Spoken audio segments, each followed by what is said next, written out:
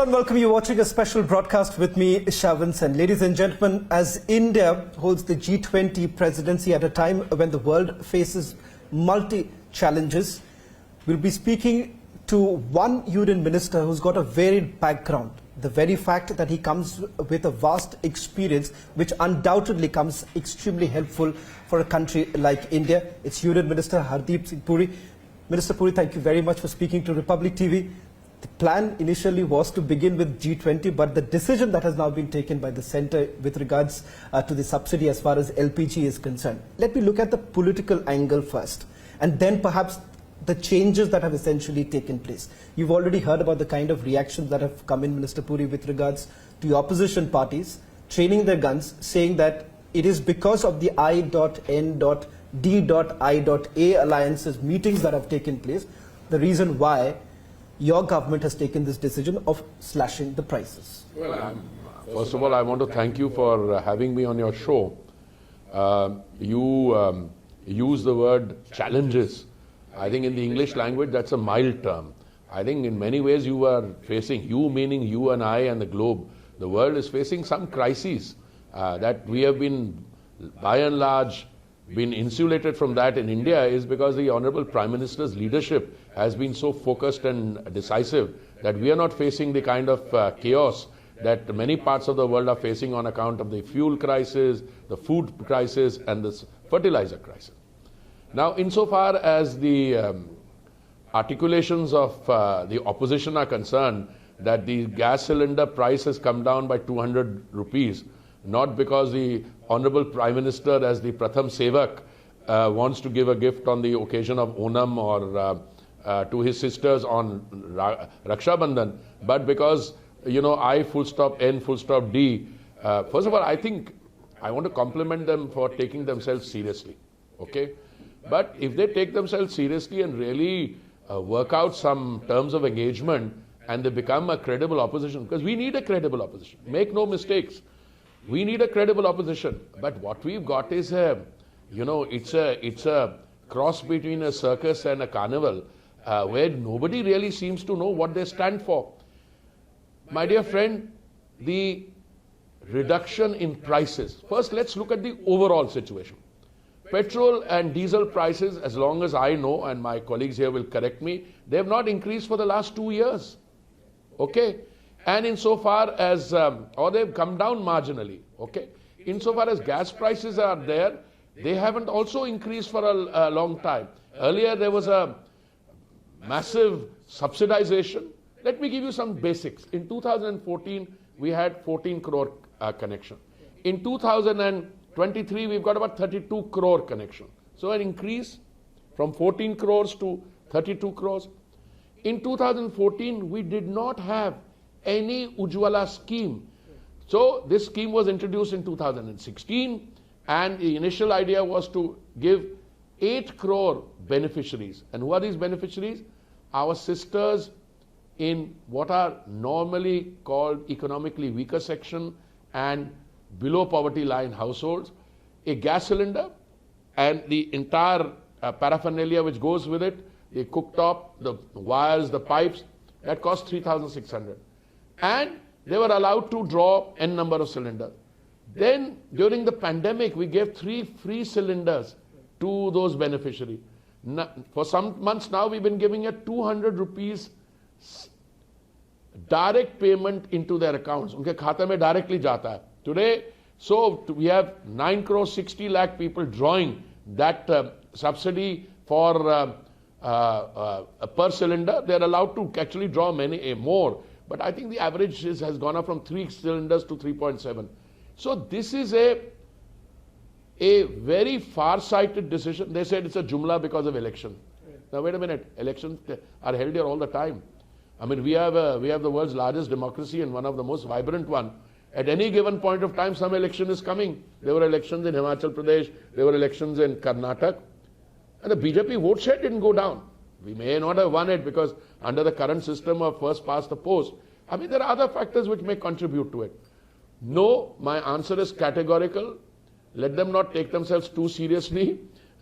The reduction in price of a 14 kilo cylinder by 200 rupees is a gift from the Honorable Prime Minister on the occasion of these festivals, and I think it's a very powerful gesture.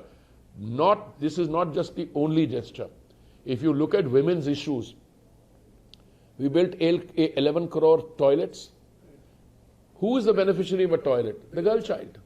Because you don't have to go and defecate out into the open. There's a dignity of the ladies, of the girl child there. You have given n number of other facilities. And I just make one calculation to you. If you give the current level of support, the cost comes to 7 rupees per day per family for gas and cooking purposes. 7 rupees a day. Please remember, you're also giving 80 crore people 3 meals of dry ration in a day. You're also giving several other forms of support. So see, what was the situation in 2014? What is the situation in 2023? So I think you've got a situation where the Honorable Prime Minister has not only changed the basic mode and outreach to our vulnerable sections of our society, particularly the women in that. And I think that is what is being applauded today.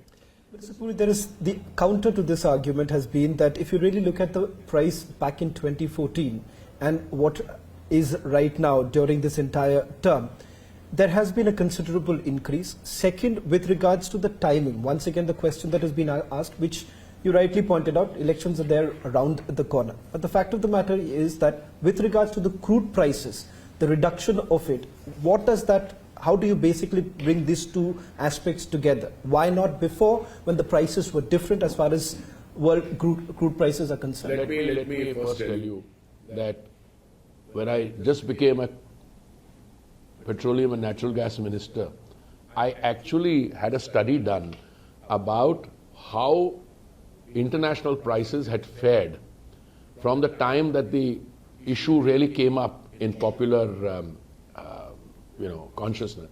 We did a 7-year or 8-year analysis starting from 1973. So every 7 years, how much has changed? I don't want to burden you with the entire results, but the increase during Mr. Modi's time has been the lowest compared to any 7, 8, 9-year period earlier. Let me explain why. The most tempting thing for any opposition party to do is that जब हम सत्ता में थे, तो उस समय हमने ये किया. For sake of an argument, I concede that. आप सत्ता में थे, that's a fact of life, between 2004 and 14. आपके सामने भी चुनौती आई, पर आपने क्या किया? एक बड़े पढ़े लिखे विद्वान वित्त मंत्री थे उनके, आजकल भी वो कमेंट्स देते हैं. उन्होंने क्या किया, जब उनको एक एडवर्स एक्सटर्नल एनवायरनमेंट का सामना करना पड़ा, he decided to raise float oil bonds. Or oil bonds that were floated were, if I remember correctly, 1,41,000 crores. My dear friend, we are having to pay back 3,50,000 crores as a result of that completely irresponsible decision. Today, when the Honorable Prime Minister brings the price of a cylinder down by 200 per cylinder, okay, from 1100 to 900, the one who's a beneficiary under the EWS or BPL, उनके लिए 200 रुपए तो वैसे मिल रही थी उनको direct transfer में, उनके लिए ये 700 पे दाम पहुंच गया. Oil companies did take a beating. They incurred a loss of 28,000 crores, but the government compensated them by 21,000 crores. So the idea is not to provide you and him or her a cheap cylinder. The idea is also to make sure that the economics work. So 3-4 things are happening. The consumer is benefited. The oil companies take a bit of a haircut, but they're compensated. The government reduced its own excise duty. And the irresponsibility quotient of this will be understood when you realize on November 21, 2021 and May 2022, central government reduced its excise on petrol and diesel by 13 rupees and 16 rupees. The BJP ruled states reduced their VAT, but the non-BJP ruled state did not reduce their VAT. So today you have an interesting situation. High decibel level state is West Bengal, all right? There petrol and diesel is 10 rupees more expensive than, let's say, even a non-BJP state which is aligned to us. Now, if you've got a 10 rupees difference, that is per litre, my friend. So if you're driving a car with 50-litre capacity, you see what difference it makes.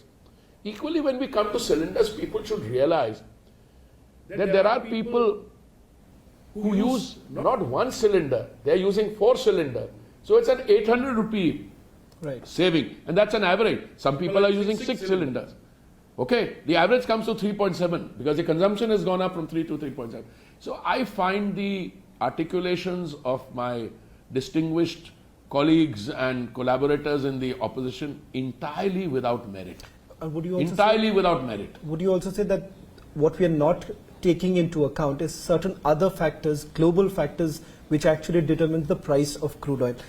That's my starting point. Yeah. So let me just take one quick question before I move to the other aspect I really want to discuss. That's the G20. Minister Puri, with regards to other criticism that your government faces at this point in time is the Revri politics that the Prime Minister has spoken about. Mallikarjun Kharge says that we did this in Karnataka, hence the government is doing it. But we've seen the Karnataka model. We've seen the kind of responses that have come in, and perhaps it's not feasible as far as the public exchequer is concerned. Do you believe that this burden that the government is going to perhaps bear, will that have an impact over a long run, or what's the rationale behind it? First of all, I think you've raised 3 issues. One is a realistic check on what's happening in the global marketplace. Will that impact us? Obviously, if you're importing 80% of your crude for processing, it will impact you. Therefore, we are doing it sensibly. How do we do that? We look for discounted sales, etc. And that's a success story in itself, number one. Number two, Revri politics per se. Look, this is not Revri politics. When you reduce the price of a cylinder, you're only reducing the price of a cylinder by 200 rupees. Okay? Revri politics would happen if you say, give it for free. Well, I was waiting. I just hesitated seeing what you would say. Go to Punjab from here.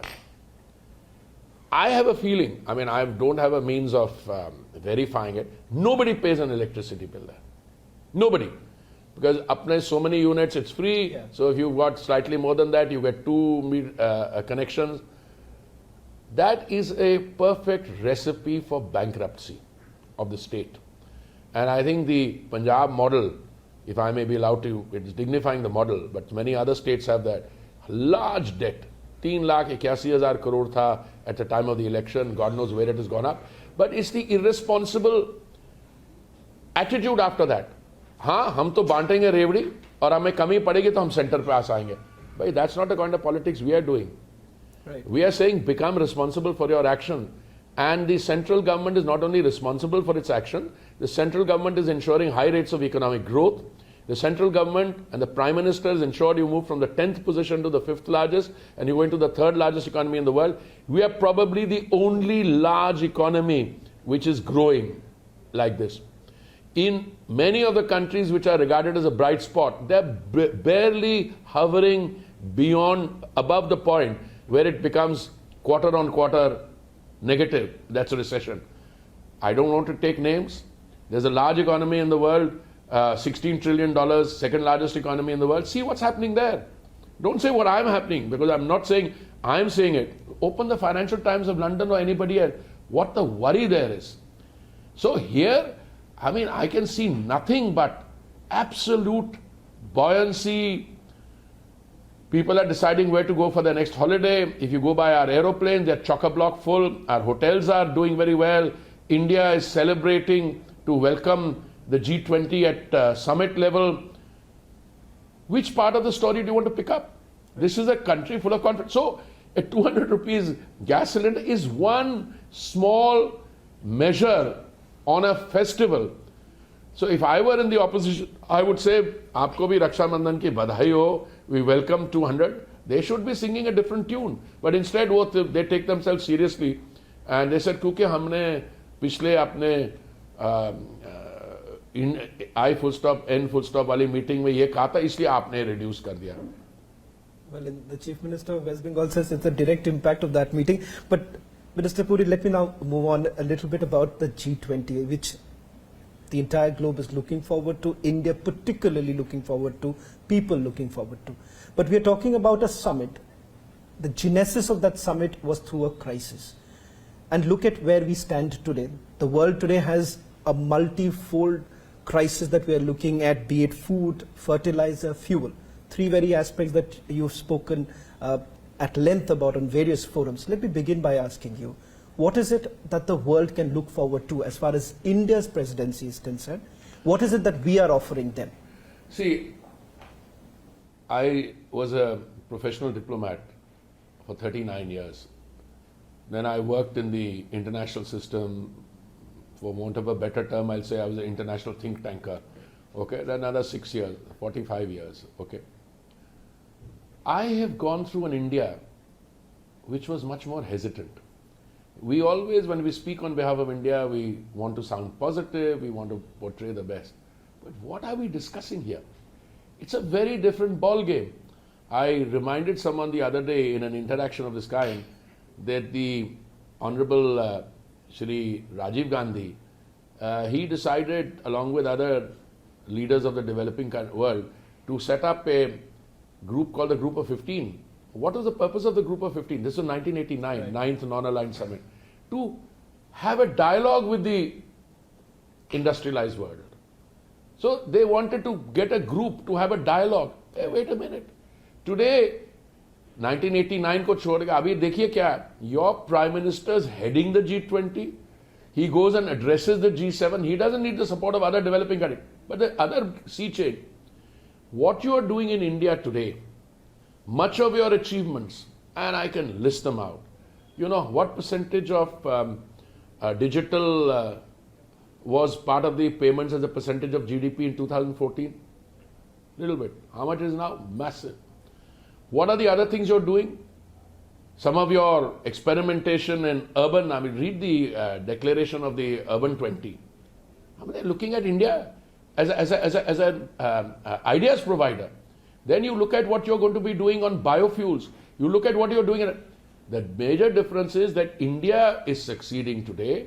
Right. Because India is succeeding, many countries in the world are saying that the success of India in those sectors, the World Bank says it, the Gates Foundation says it, those things, those projects need to be replicated in the global south on a larger scale. That is India. Now, whether it is your success in sector A, B, C, D, take your pick. I mean, I was in, I think, Pune recently, and there was the African minister who, they're having an African summit on climate. And she requested that, you know, we would like to learn from India what you have done in the case of biofuels. Yeah. So I immediately put together a delegation. I can recall offhand Praj Industries, several others. They visited them and say, hey, some of them are in Africa. Hey, in 2014, your biofuel mix was 1.5%. Today, you are looking at a 12% biofuel mix. And the rate at which we are going, you need 1,000 crore liters of ethanol by 2025, and you're going to get it. You're talking about 1% sustainable aviation fuel, ethanol mix. Right. You know, the sky's the limit. And you know, when you grow in biofuels, you're also adding to your, complementing your agricultural sector. This is one, digital, financial inclusion.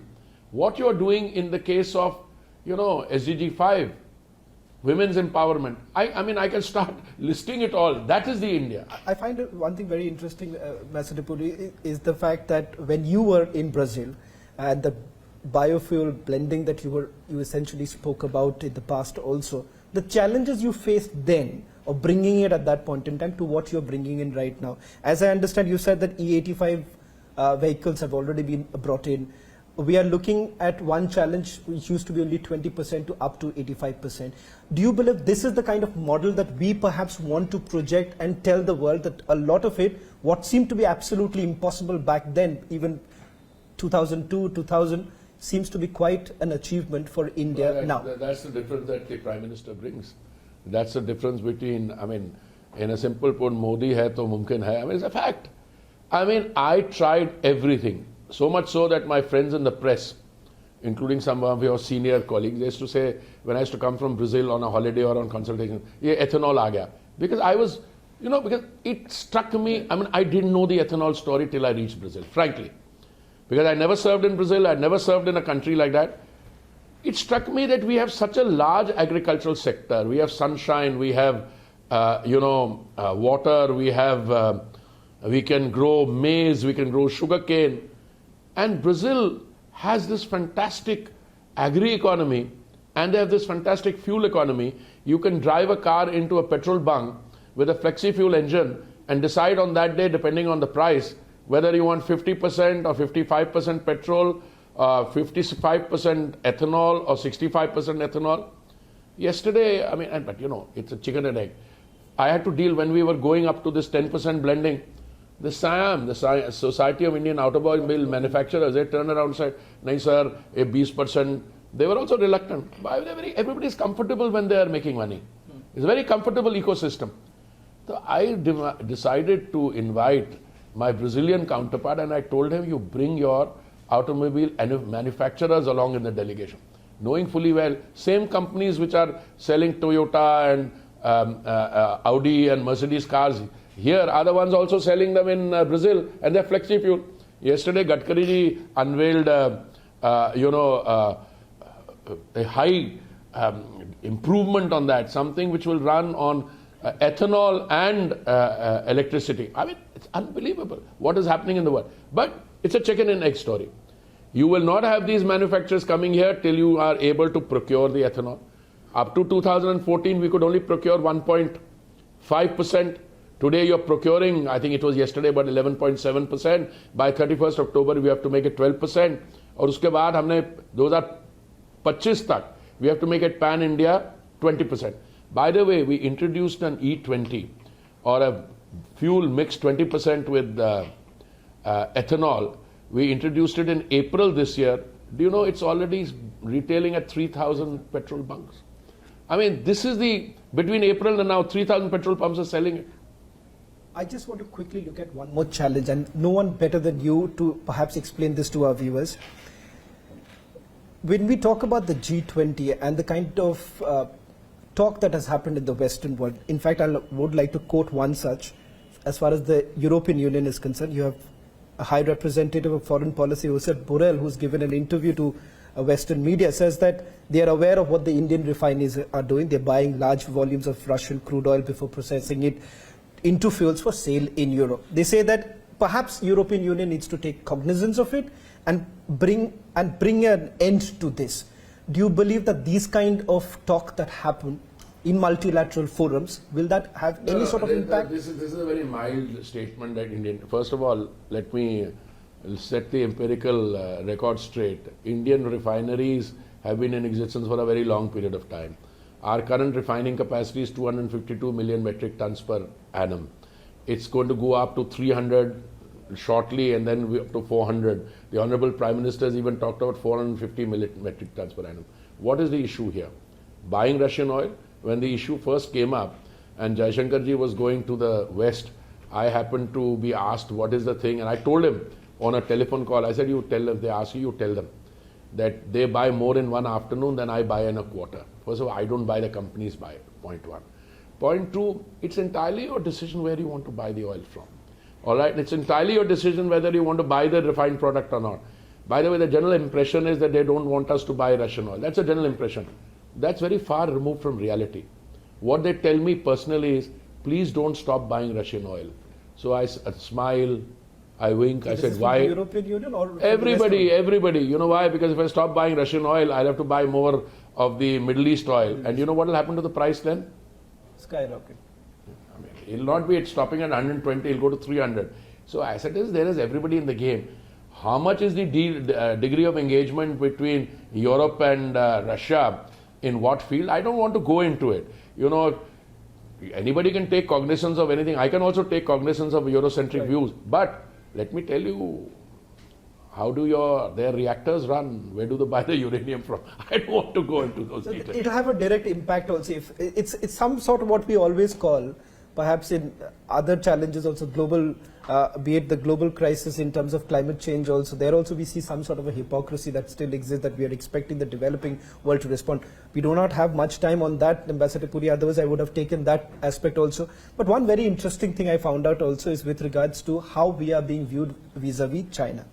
Morgan Stanley's report very nicely puts it across, and in fact, as I understand, India's rating to overweight essentially puts our market right up first. Do you think this is something, this is a story that becomes the reason why we are becoming the voice of the global south? See, I don't believe in these characterizations. India was always a country which supported. Today what's happening is that the Honorable Prime Minister's policies post 2014 have accelerated your economic growth. All right, there are many people who come to you independently. All right, even after the G20 presidency, they'll come to you. You know, we have an iTech program. I think God knows how many thousand people come every year to do courses here. We'll continue that. The defining difference is the Prime Minister's acceleration post 2014. Okay, voice of Global South. I mean, there's so many people who want to be voice of Global South, but the acceptability of the Indian experience and the desire in the countries of the developing world. I mean, South North. You know where it came from, Willy Brandt in that. What is it called? The Brandt Commission report. I'm a student of these things. I think India is in a happy position today, where we are slowly but surely moving in the direction of being one of the world's three largest economies, and we are now going to be sought after. How much decoupling takes place from China, for what reason? There are a lot of investment in there. That remains to be seen. But you have now smartphones being manufactured, billions of dollars of exports taking place. Something is happening. You're becoming one of the leading automobile manufacturers in the world. So those are processes. And I think you can't take a still snap of it. Right. You have to see the movement, and the direction is very positive.